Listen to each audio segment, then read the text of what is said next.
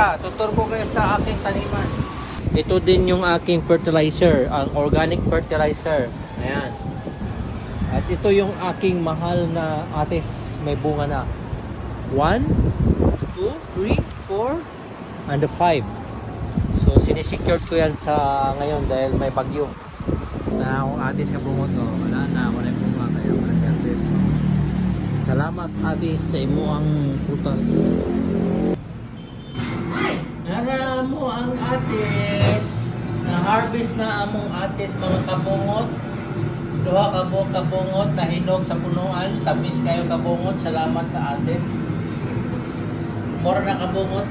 Oo kabungot. Wala tayo bunga mong atis kabungot.